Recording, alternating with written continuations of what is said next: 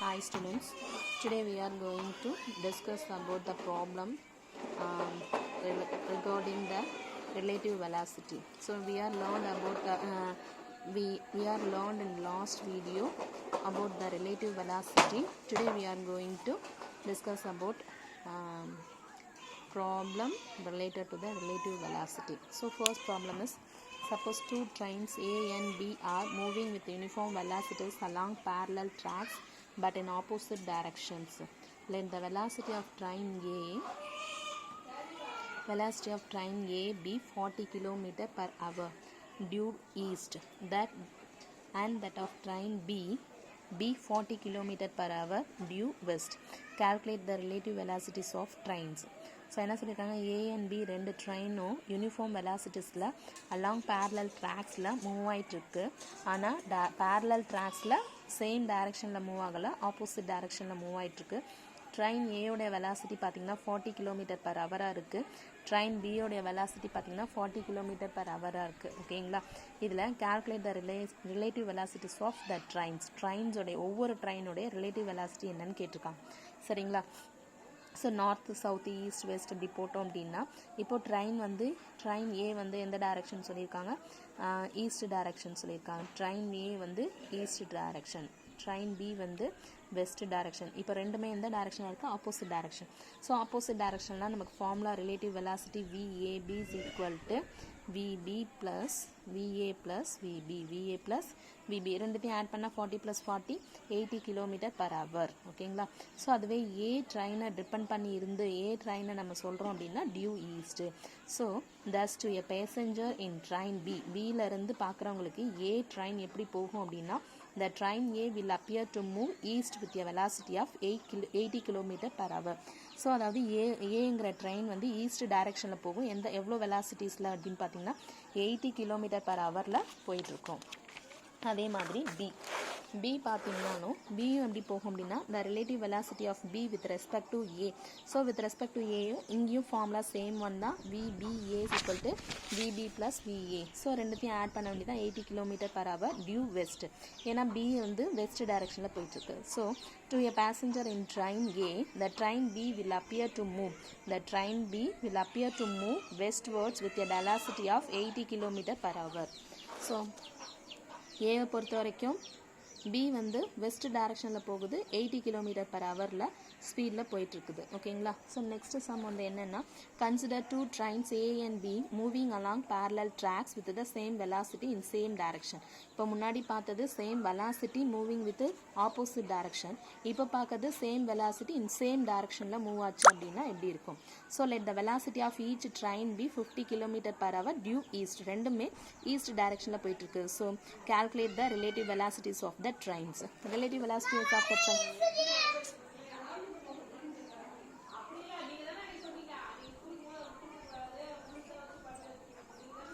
VB minus VA, இதுதான் நம்மளுடைய ஃபார்முலா. So relative velocity of B with respect to A அப்படின்னா 50 km per hour ப்ளஸ், அதாவது -50 km per hour. ஏன்னா opposite டைரெக்ஷனாக இருந்துச்சுன்னா மைனஸ் ப்ளஸ் ஆகிடும். ஆனால் இது சேம் டைரெக்ஷன் அப்படிங்கிறதுனால மைனஸ் வரும். ஸோ அப்போ என்ன ஆகும் அப்படின்னு சொன்னால் 50 மைனஸ் பண்ணால் 0 km per hour ஆகிடும். Similarly relative velocity of A with respect to B is also 0.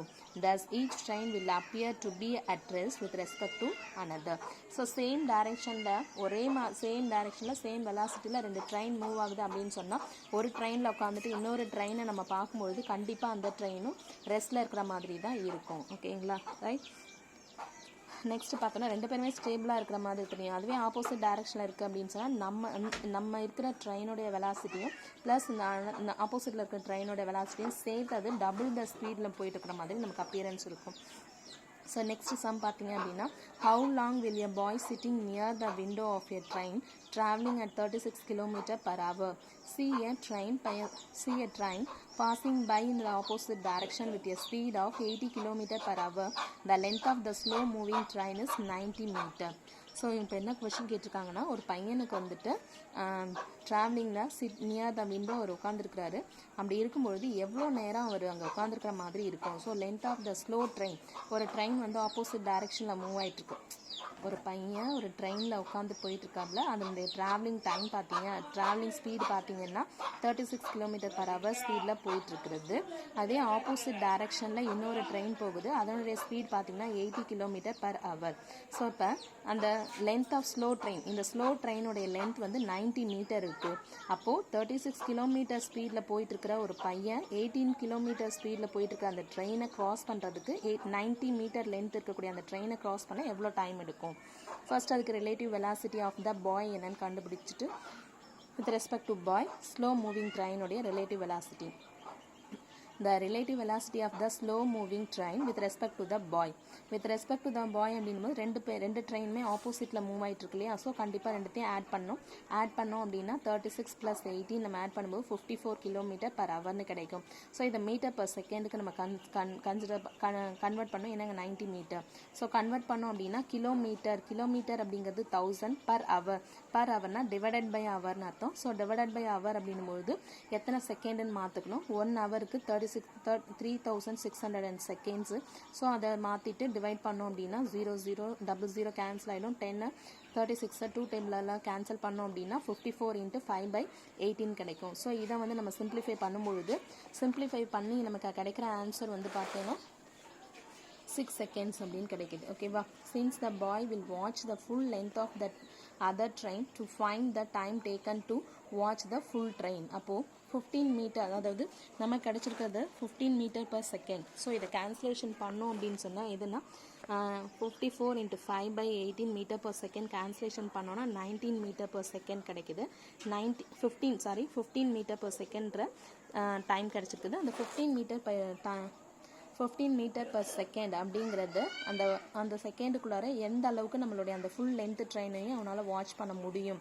அது since the boy will watch full length of the other train to find the time taken.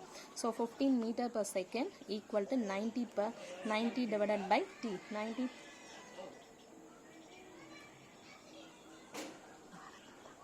90 divided by t.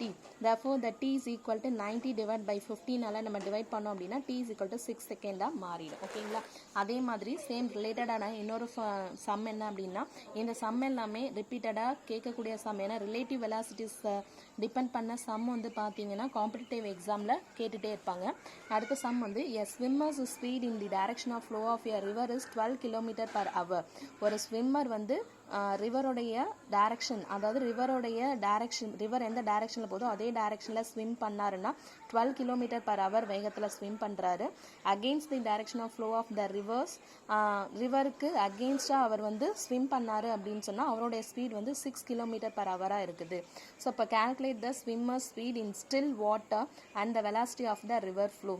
River போயிட்டு இருக்கும் பொழுதும் water போயிட்டு இருக்கும்பொழுது அவருடைய speed என்னன்னு கண்டுபிடிக்க சொல்லியிருக்காங்க. Let Vs and Vr be represents the velocity of the swimmer and the river.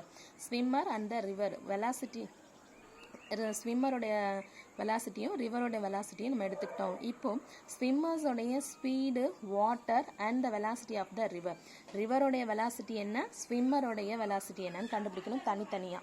ஓகேங்களா? ஸோ அப்போ நமக்கு என்ன அப்படின்னா சேம் டைரக்ஷன் அப்படின்னா ரெண்டுத்தையும் என்ன பண்ணியிருக்காங்க அப்படின்னு அர்த்தம்னா ஆட் பண்ணியிருக்காங்க. ஸோ ஸ்விம்மருடைய ஸ்பீடையும் அண்ட் தென் வந்து ரிவரோடைய ஸ்பீடையும் ஆட் பண்ணியிருக்காங்க. ஆப்போசிட் மீன்ஸ் மைனஸ் பண்ணியிருக்காங்க. Vs + Vr = 12, Vs - Vr = 6. இந்த ரெண்டுத்தையும் ஈக்குவேஷன் நம்ம அல்ஜிபரா ஈக்குவேஷன் கேன்சல் பண்ணுற மாதிரி கேன்சல் பண்ணோன்னா இது Vr கேன்சல் ஆகிட்டு 2Vs = 18. 2Vs = 18. So Vs = 9 km/h கிடச்சிரும். ஸோ இந்த 9 Vs உடைய வேல்யூவை கொண்டு போய் இந்த ஈக்குவேஷனில் சப்ஸ்டியூட் பண்ணோம் அப்படின்னா ஃபர்ஸ்ட் ஈக்குவேஷனில் சப்ஸ்டியூட் பண்ணிட்டோம்னா 9 + Vr = 12. இதுலேருந்து Vr = 3 km/h மாறிடும். ஸோ ஸ்விம்மர்ஸோடைய ஸ்பீட் பார்த்தீங்கன்னா 9 km/h அண்ட் தென் ரிவரோடைய ஸ்பீட் பார்த்தீங்கன்னா 3 km/h. ஸோ நம்ம கேட்ட இந்த ஆன்சர் கிடச்சிச்சு. when the river flow and swimmer move in the same direction, the net velocity of swimmer is 12 km/h. So இப்போ 9 + 3 இல்லையா? ஸோ 9 + 3 வந்து 12 km/h மாறிடும் நமக்கு. ஓகேங்களா? ரைட். Thank you students. இந்த சம்ம ரிலேட்டிவ் மோஷன்ஸ் ரிலேட்டடான சம்ஸை வந்து ஒர்க் அவுட் பண்ணிவிட்டு சப்மிட் பண்ணுங்கள். ஏன்னா இந்த சம் வந்து இப்போது நமக்கு 11th இதுக்கு மட்டும் நான் சொல்லலை, காம்படிட்டிவ் எக்ஸாம்ஸ்லேயும் இது ரொம்ப ரொம்ப இம்பார்ட்டண்ட்டாக ரிப்பீட்டடாக கேட்டுட்ருக்கிற சம்ஸு. அதனால் இது வந்து ஒரு சம்மு கூட நான் விடாமல் நடத்தியிருக்கேன்.